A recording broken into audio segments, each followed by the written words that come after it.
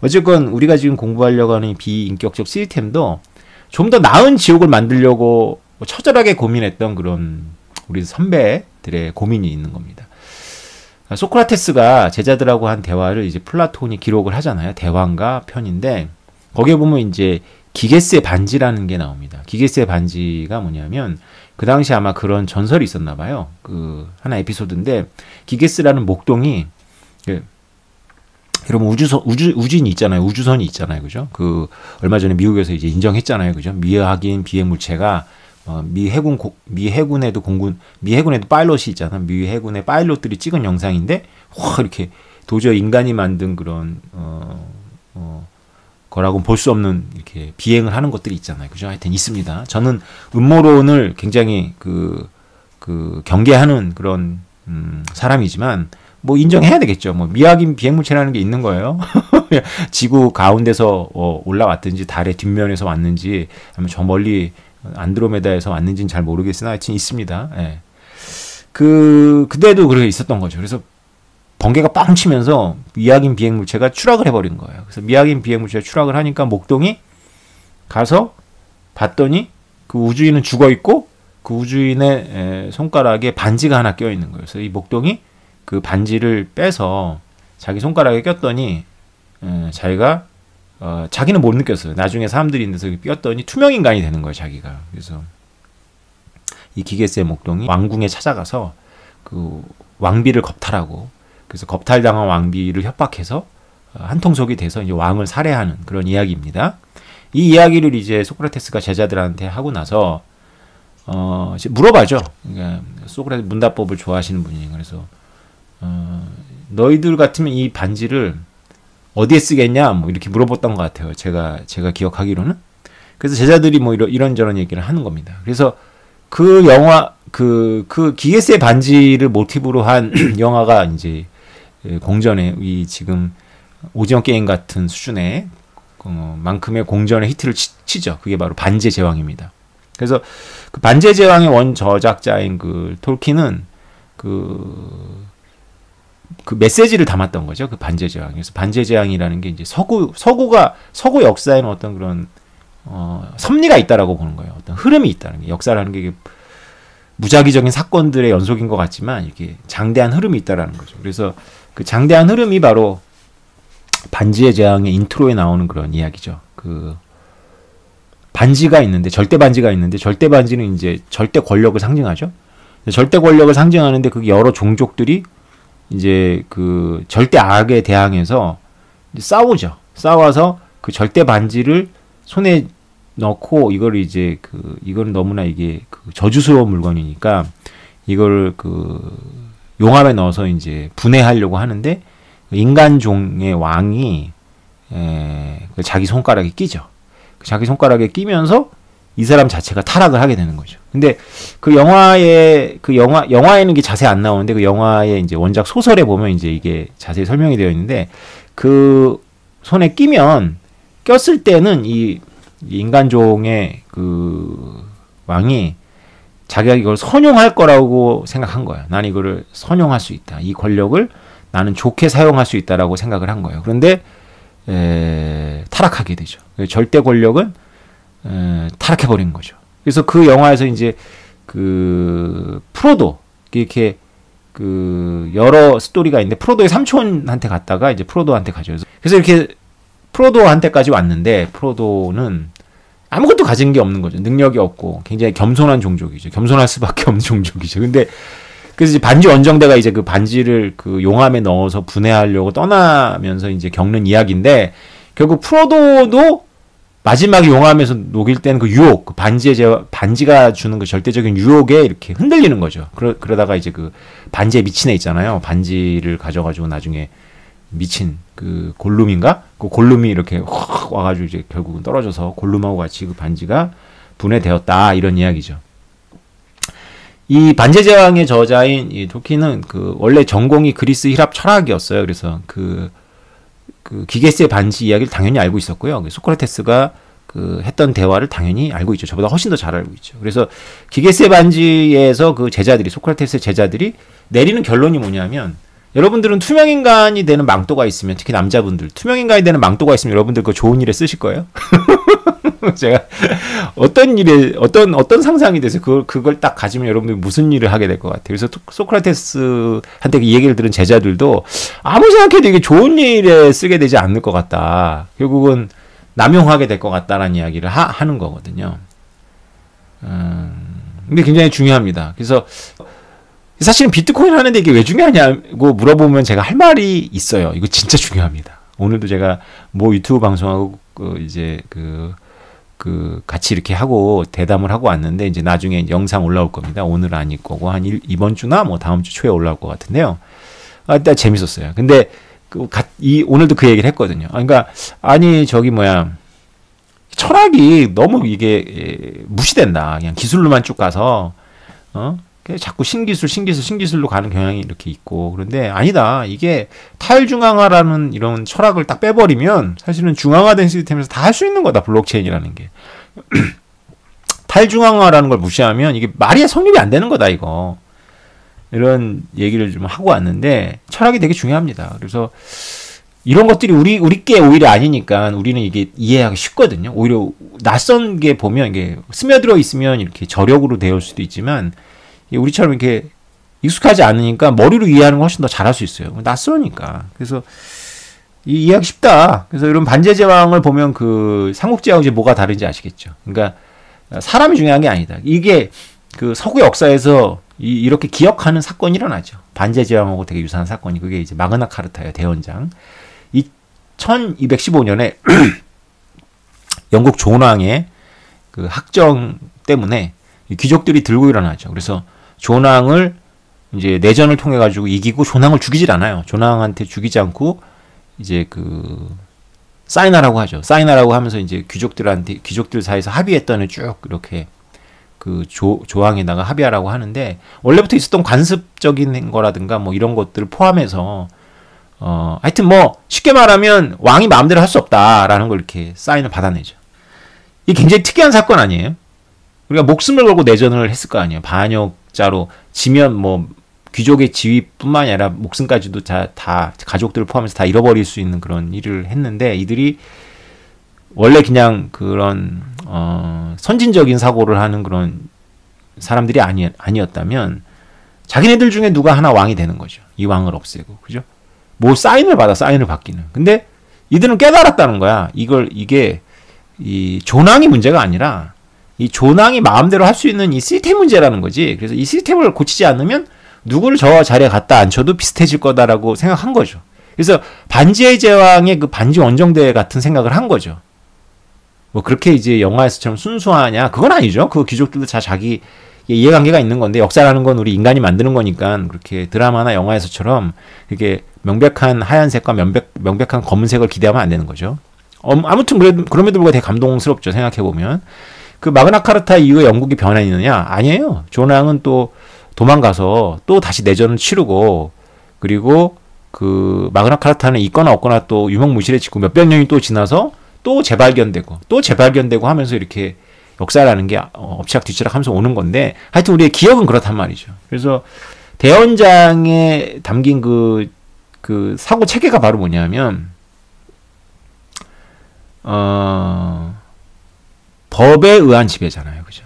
법에 의한 지배. 그래서 이런 서구의 이런 그 절대 반지를 그 용암에 봉인하기 위한 그 여정이라고 본 거잖아요. 톨킨스는 이거를, 막스 베버는 그 비인격적 시스템이라고 말했습니다. 비인격적 시스템. 그래서 절대 권력이라는 게 우리도 생활 속에서 여러분들도 여러분도 사실은 여러분들의 권력을 갖고 있거든요. 그러니까 여러분들이 하급 공무원이건 그렇지 않고 고급 공무원이건, 여러분들이 대기업에서 일하건 중소기업에서 일하건, 우리한테는 다 권한이 있어요. 권한이. 나는 권한이 하나도 없어. 뭐 이렇게 말하실 분도 있을 거고, 실제로 그런 분들도 계시겠지만, 평균적으로는 우리는 다 권한이 있습니다. 우리가 뭐 물건을 사러 가서 우리 갑질할 수 있잖아요. 그죠? 그것도 권한이죠, 일종의. 우리가 다 권한이 있는데, 이 절대 반지가 의미하는 거는 이게 재량권을 의미하는 거예요. 재량권. 재량권이라는 거는 내가 이럴 수도 있고 저럴 수도 있는 거예요. 그러니까 권력의 본질이 바로 재량권이에요. 이럴 수도 있고 저럴 수도 있는 거. 이럴 수도 있고 저럴 수도 있는데 하는 거. 이것이 이제 권력인 거죠. 예를 들어서 이렇게 생각해 봅시다. 내가 대통령인데 대통령을 출마하면서 내가 공약으로다가 총리부터 장관까지, 그 다음에 청와대에 있는 중요한 멤버들, 그 다음에 검찰 라인, 다 발표를 미리 해요. 나를 뽑아주면 다 이 사람들을 이 자리에 앉히겠다. 그리고 내 임기 5년 동안 바꾸지 않겠다, 자르지 않겠다, 내 마음대로. 이렇게 만약에 발표를 하고, 그리고 실제로 그렇게 당선이 됐고, 국민들의 어떤 압력에 의해 가지고 그 말을 지켜야 돼. 그러면 이 대통령한테 권한이 있는 건가요, 없는 건가요? 예. 분명히 그 임명을 해야 되고, 그 서명을 해야 되고, 사인을 해야 되고, 도장을 찍어야 됩니다. 근데 정해진 대로 한다면 이거는 사실은 요식행위죠. 대통령한테 인사권이 있다는 건 뭐냐면 그 사람을 내가 뽑을 수도 있고 안 뽑을 수 있을 때 권한이 생기는 거잖아요. 그죠?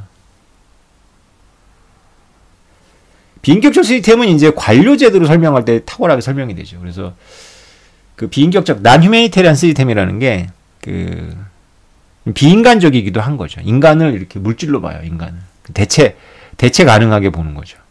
그게 이제 대체 가능성으로 드러나죠. 그래서 학교로 치면 이제 수학 선생님이 임신을 했어. 그래서 그 수학 선생님이 휴직을 하면 그러면 수학 선생님이 안 들어오겠네요. 그 반 아이들은 그 수학 선생님이 맡았던 반 아이들은 어떻게 되죠? 수학을 어차피 학원 가서 배우는 거니까 학교에서는 그냥 잘됐다 자율학습? 아닙니다. 관료 시스템이기 때문에 학교가 대표적인 관료 시스템이거든요. 그래서 관료 시스템이기 때문에 그 다른 수학 선생님이 들어옵니다. 다른 수학 선생님이 들어오죠. 근데 이게 참 이게 당연하게 여러분들 생각하지만 이게 되게 이상한 거죠. 생각해 보세요. 임신해서 이제 휴직을 한 선생님하고 그 선생님 대신 들어온 선생님하고 같아야 달라요. 우리는 이걸 다 다르다라고 알고 있어요. 그죠? 다 다르죠. 당연히 다 다르죠. 사람이 다른데. 실력도 다를 거고, 그죠? 출신 대학도 다를 거고, 그죠? 그 다음에 성별이 다를 수도 있고, 나이가 다를 수도 있고, 가르치는 스타일이 다를 수도 있고. 근데 관료 시스템 선생님을 같다고 간주합니다. 그죠? 그리고 웬만하면 사람들이 이 시스템에 익숙하기 때문에 넘어갑니다. 그러려니 하고. 억울하기도 하겠죠. 아, 나 옛날 선생님이 더 좋았는데. 또 어떤 사람은 좋아하기도 하죠. 아싸! 이러기도 할 수 있겠죠. 어떤 학생은. 여러분들이 비인격적 시스템 속에 살아가고 있죠. 여러분들 동사무소에서 일하시는 분이 다른 동사무소로 이렇게 가셨다고 해서 여러분들의 서류를 못 띄는 거 아니잖아요. 그죠? 여러분들이 거래하는 은행에 직원이 바뀌었다고 해서 여러분들 돈이 없어지지 않잖아요. 그죠? 우리가 인격적인 시스템에 이렇게 매달려 있으면 우리가 굉장히 불안해서 살 수가 없어요. 왜냐하면 사람은 변덕스럽잖아요. 권력이라는 것 자체가 재량권이기 때문에 인간은 재량권이 있으면 악용하거든요. 절대 반지를 악용하는 것처럼. 선용한다라고 할 때부터 악용이 들어가는 거예요. 왜냐하면 예측 가능성이 없어져요. 자기 나름대로 정의감이 또 다 있거든. 그런데 그 정의감이 본인은 보편적으로 생각하는데 그건 본인 생각인 거야. 그래서 비인격적 시스템으로 하면 예를 들어서 이제 그 지역의 그 동사무소에서 이제 직원한테 그 담당 직원한테 어떠한 조건을 만족하면은 뭐 노인한테 독거 노인한테 돈을 주거나 쌀을 주도록 되게 되어 있어요. 어떤 조건을 충족하면 서류 갖고 오면 해야 돼. 근데 쌀을 딱 들고 이제 쌀 날라주는데 트렁크를 딱 여는데 차가 벤츠야. 벤츠 트렁크에다가 탁 실는 거지. 무늬만 독거 노인인 거지 사실은 뭐 가진 게 많으세요?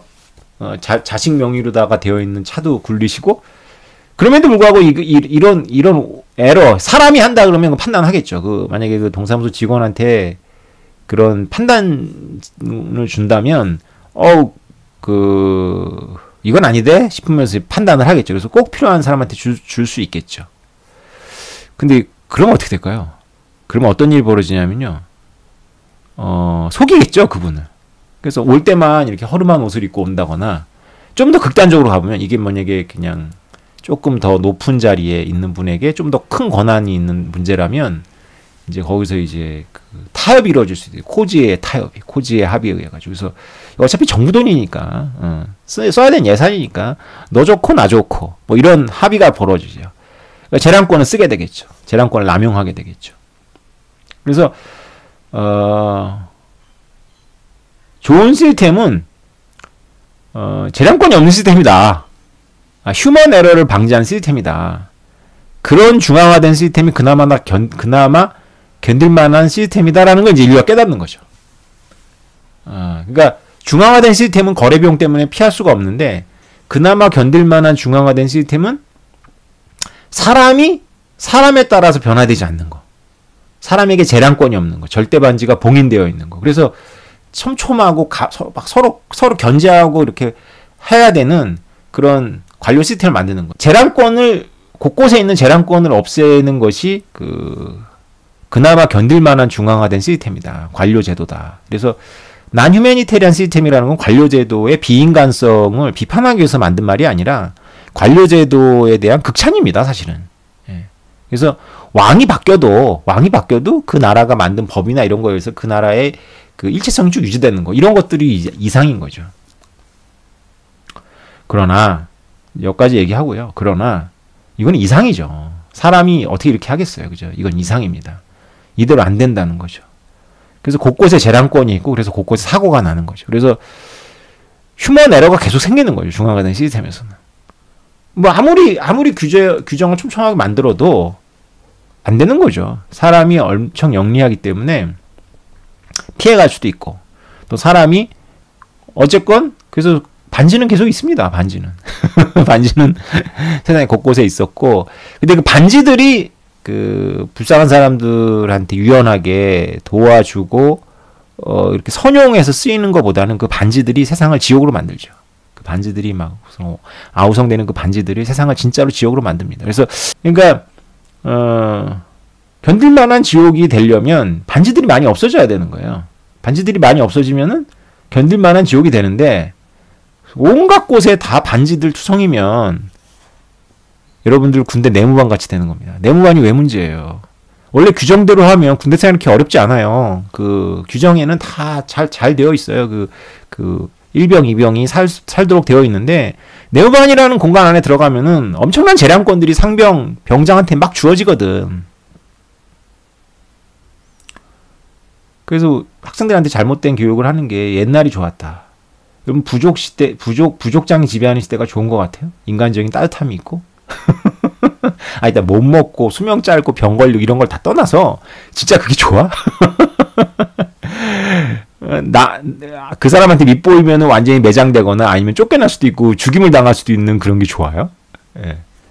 그게 아이들이 그 내무반 견디기가 어려운 이유가 그게 장교는 일이 힘들고 외근을 하니까 개인 생활은 견딜만 하거든요. 근데 병들은 일은 그렇게 어렵지 않아요. 특별한 케이스를 빼놓고는. 원래 군대라는 시스템이 병들한테는 이렇게 힘들거나 너무 머리 많이 쓰는 걸 안 시키고 단순한 걸 시키고 이런 게 그 밑에 깔려 있기 때문에. 그런데 이제 내무 생활이 너무 힘든 거죠. 밤에 그게 참 힘들죠. 왜 그러겠어요? 곳곳에 부족장들이 있는 거거든. 그래서 이게 우리가 침팬지라고 고릴라고 말씀드렸잖아요. 우리가 조금 소규모 만들어 놓으면 소규모의 뭘 만들어 놓으면 거기에는 제도도 안 통하고 아무것도 안 통하고 거기는 온갖 인격들이 재량권을 갖고 아우성을 치는 거거든요.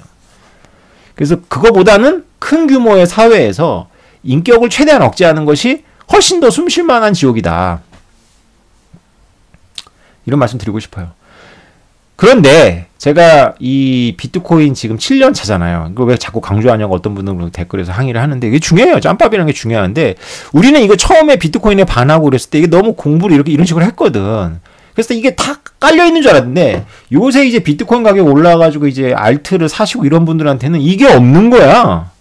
가뜩이나 한국 사회는 이 비인격적 시스템에 대한 교육이 제대로 되어 있지 않은데 이게 없는 거야. 이게 아예 없으니까 뭐 굉장히 마케팅을 잘하는 그리고 굉장히 그 인격적으로 훌륭한 사람들이 만든 블록체인이 좋은 거라는 식의 아무 저항이 없는 거야. 그러니까 인격적으로 훌륭한 사람이 이 체인을 만들었기 때문에 이거 좋은 거야라는 말을 서슴없이 하더라고. 와, 이건 도대체 뭐지? 제가 생각이 들었어요. 이거 완전히 딴 동네 이야기인데 라는 생각이 들었어요. 그거 왜 줘? 그 코인 왜 좋아요? 그랬더니 그거 만든 사람이 뭐 약자를 사랑하고 뭐라고 얘기 안 했어요. 그죠? 어느 대륙을 사랑하고 그런다는 거예요. 비트코인을 만드니. 그래서 제가 이 비트코인 지혜 족보라고 썼잖아요. 그죠? 이게 뭐냐면 소크라테스의 기계세의 반지, 그 다음에 돌킨의 반지의 제왕에서 쭉, 마그나카르타, 돌킨의 반지의 제왕에서 쭉 이어지는 그 사고체계 연장선상에 있다는 걸 제가 지금 설명드리고 있는 거예요. 비인격적 시스템. 사람에게 좌우되지 않는 거. 그죠? 게다가 탈중앙화. 이걸 지향하잖아요. 그죠? 그래서 어떤 사람들은 저는 그 생각에 완전 동의하진 않는데 비트코인이 이렇게까지 된 거는 사토시 나카모토가 사라졌기 때문이다 라고 얘기를 하는 게 있어요. 그러니까 창시자 자체가 사라져버리는 이런 그 빅픽처가 있기 때문에 이게 큰 거다라는 게 있는데 뭐 어느 정도는 동의가 어떤 맥락에서 얘기하는지는 이해가 되는데 그렇지 않다고 저는 생각하지만 네 그걸 논쟁할 생각은 없고 하다못해 비트코인은 창시자가 사라질 정도로 비인격적 시스템을 지향하잖아요. 그죠? 이게 이상일지라도 비인격적 시스템을 지향하는데 2위에 하는 것부터 시작해가지고 전부 인격적 시스템을 지향해. 이게 철학 어디 간 거예요? 철학은 엿바꿔 먹어도 돼? 뽑기해버렸어 그냥? 그렇지 않은데 철학이 굉장히 중요하거든요. 네, 여러분 오늘은 제가 중요하다면 중요한 이야기고 또 여러분들 가볍게 이해할 수 있으면 얼마든지 가볍게 이해할 수 있는 건데 지난번에 제 영상을 보고 제 아내가 아니 아웃소싱 하면 되는데 인하우스로 하면 된다는 이야기를 뭐 이렇게 어렵게 해요. 코즈 이렇게 어쩌고저쩌고 얘기해가면서 그렇게 얘기를 우리 아내가 하더라고요. 그래서 그렇지 뭐 그렇게 얘기하면 되게 쉬운데 내가 왜 그렇게 했을까? 코즈가 그만큼 중요하기 때문인데 근데 우리 아내라는 오디언스한테 제가 매번 체크를 받는데 지난번에는 한번 제가 삼각형 내각의 합이 어쩌고저쩌고 했더니 동영상을 보면서 여보 근데 삼각형이 각이 4개야? 그러더라고. 제가 충격받았어요. 삼각형의 내각의 합이 그 각이 4개냐고 저한테 그걸 물어보는 거예요. 네, 여러분도 설마 그렇게 내각이 그 안 내자입니다. 그죠? 4개가 아니고 네 그렇게 오셨다면 오해 푸십시오. 삼각형은 세각이라는 걸 저는 알고 있었습니다. 우리 아내 같은 분들이 많은지 모르겠어요. 네, 오늘도 말이 길었습니다. 죄송합니다. 다음에 뵙겠습니다.